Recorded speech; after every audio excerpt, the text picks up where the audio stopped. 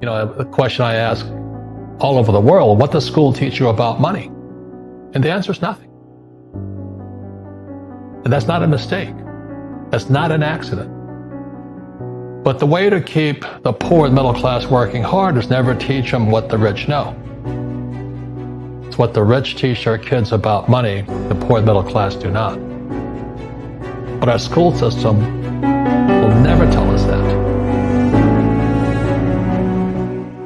And today in the world, America especially, is this gap between the rich and everybody else. And I know the game of the rich. My rich dad taught me, you know it because you're the banker. The game the bankers and the rich play is different than what they teach you in school.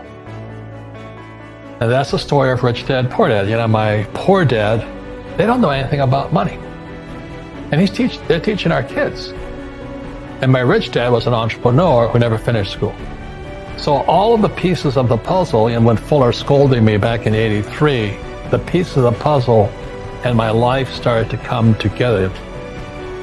It's not get a job, work hard, save money, and invest in a well-diversified portfolio of stocks, bonds, mutual funds, and ETFs.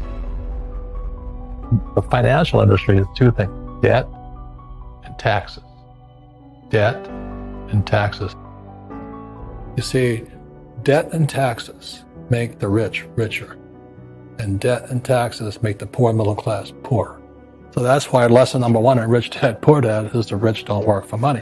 What we do instead is we create businesses as entrepreneurs. We acquire real estate.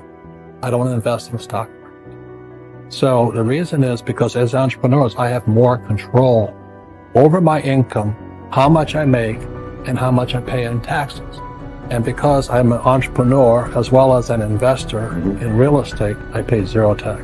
So every time I make, let's say, $1 million as an entrepreneur, I immediately invested in real estate and have a 4-to-1 step up.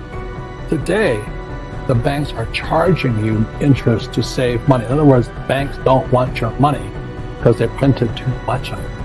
And that's why there's these bubbles in stocks and bubbles in real estate and all this. People are dumping the cash. Because as I said in here, savers are losers and cash is trash. Get out of debt is an obsolete idea. You should learn how to get into debt, how to use debt to get rich. The reason the 1% is way up here and the 99% are going this way is because when you print money, two things happen: inflation and taxes. It's crushing. Well, I said, I want you to teach me about money. So why should I teach you? You go to school, my poor dad's not going to teach you. I said, oh, finally he acquiesced. He said, okay. He says, but if I teach you, you work for me for free. And I said, why for free? And my poor dad went nuts. He says, if I pay you, you think like an employee. It's called an internal focus versus an external focus. So the real entrepreneur has an internal focus. But if they fall down, they say, oh, this is good because I'm going to go up higher. The average person will fall down and say, oh, I'm going to take some Prozac. Or somebody has a mistake, oh, the mistakes don't matter. Well, mistakes matter. It means you didn't help someone. But a real entrepreneur, whether they fall down, they always can go up. They can stand back up and go higher. And no matter what happens to them, they get stronger and better and smarter and happier. But a person with a weak internal mindset is that they're so afraid of what happens, it generally happens. Like, people who are afraid of losing their jobs, generally lose their jobs. You know what I mean? Yeah, so the entrepreneur first job is to control inside here, not outside.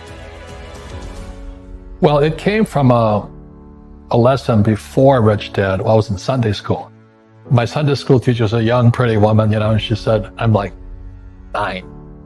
And she goes, why were the 3 wise men wise? I go, because they were rich. They gave the swaddling Jesus gold, frankincense, and myrrh. So they had to be rich guys. And she goes, no, that's not it. Well, they had gold, frankincense, and myrrh. That's not it. So why were they wise? No. What made them wise was they always sought the best teacher. And she says, if you're going to be successful in your life, you've got to find the best teachers. And so with that, when my poor dad said, go seek out your rich dad, I was just following her advice. So I've had a habit ever since then, or a policy, if I find out there's a great teacher, and a great teacher is somebody who comes from the inside, not the outside. Assets put money in your pocket, liabilities take money from your pocket. They count anything of value as an asset. They count your car as an asset, your house as an asset. When it's really taking money from your pocket. Your retirement plan, guess what? The liability, taking money from your pocket every month. And whose pocket does it go to? Wall Street or City of London. And that's why, as you and I know, these funds, they sit there, they go, assets under management. That's what they're paid on. Well, the reason the rich don't work for money is number one expense is tax. See, there's three kinds of income: earned, portfolio, passive. So earned income is if I get a job, that's earned income. If I'm a doctor or a programmer, that's earned income because I'm working for it. If I buy, let's say, Apple for $10 and I sell it for $20, that's portfolio income, capital gains. Yeah.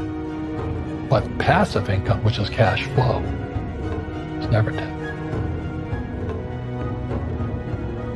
So it's not, so all these guys are screaming right now in America, tax the rich. I said, good luck. Because most of the guys complaining, they don't know there's three kinds of income. And the rich don't have jobs anyway. They have assets. And so the average schmo out there, poor guy, sent the kid to school, they don't learn this. So that's why in Fake, as you were talking about it, there's a newspaper article about Jared Kushner, and he explains how the Trumps and the Kushners don't pay taxes and make millions of dollars. And the reporter couldn't understand him because our schools will never teach you that three types of income. And they judged him and say they're wrong and it's cheating. And we see that over and over again. Amazon not paying taxes. What do you say to people when they come up to you and say, Robert, it's not fair. It's not fair they're not paying taxes? Well, there's always three sides to a coin, heads, tails, and the edge. So which side of the coin are you on? From my side, it's fair.